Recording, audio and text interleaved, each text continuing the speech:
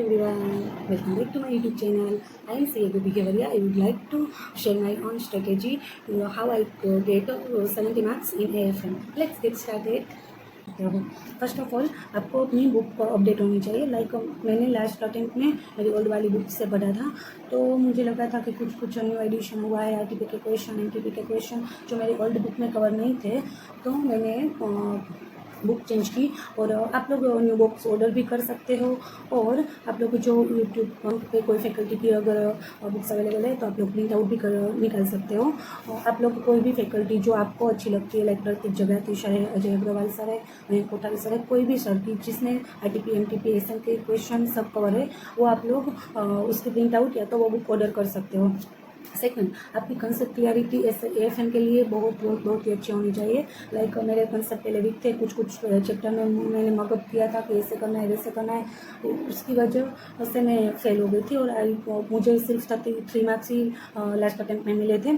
तो मैंने इस बार मेरी स्ट्रेटेजी चेंज की और मैंने मेरे अपने कंसेप्ट के फोकस किया, और मैंने जो यूट्यूब पे फ्री रिवीजन अवेलेबल है उसमें लाइक अजय अग्रवाल, प्रतीक जगाती सर, उसके मैंने वीडियोज़ यूज़ किए और मेरे कंसेप्ट क्लियर किए। Third point is practice. Like AFM FR, उसमें आपको प्रैक्टिस ही करनी है। Without practice you can't able to clear, because जितना आप ज़्यादा प्रैक्टिस करोगे उतना ही आपको एग्जाम में ज़्यादा लिख पाओगे। Practice is only key to good marks in practical subjects. So आप लोग एएफएम में जो हमारे पास क्वेश्चन बैंक होती है उसके क्वेश्चंस के प्रैक्टिस करनी पड़ेगी।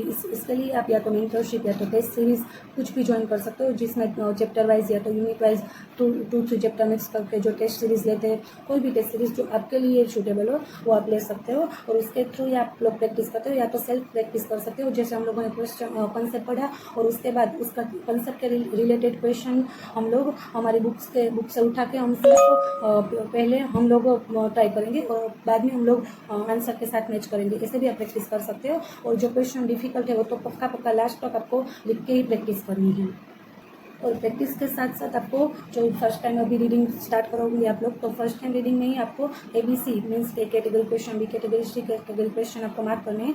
सी कैटेगरी के क्वेश्चन ऐसे होंगे जो आप लास्ट टाइम पे नहीं देखोगे, फिर भी आप लोग हैंडल कर सकते हो। बी कैटेगरी में क्या है कि हम लोग को सिर्फ एक बार ऑडिट करनी पड़ेगी कि क्या हाँ ये ऐसा ये इस क्वेश्चन में, और A category means LBR question हम लोग को लास्ट डे पे भी लिखने की ज़रूरत पड़ सकती है। उसके बिना हम लोग अगर प्रैक्टिस के बिना हम लोग चले गए एग्जाम में तो हम लोग नहीं टैकल कर पाएंगे। ऐसे क्वेश्चन है वो आपको लास्ट डे पे भी प्रैक्टिस करनी पड़ेगी लिख कर।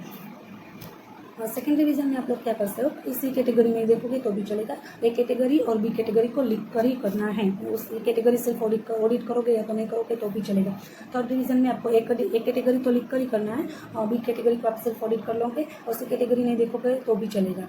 और मैं एक LDR लास्ट डे रिवीजन की टिप देना चाहती हूँ कि अगर आप लोगों को लास्ट डे पे कैसे रिवाइज करना है वो नहीं हो पा रहा है कि इतने सारे क्वेश्चन है, इतने सारे चैप्टर है, तो हम लोग कैसे करें। तो आप लोग जो ABC मार्क्स की है उसमें जो ऐसे क्वेश्चन है कि वो बहुत ही डिफिकल्ट है कि आपको लिख कर ही करने पड़ेंगे, वरना आप टेकल नहीं कर पाओगे।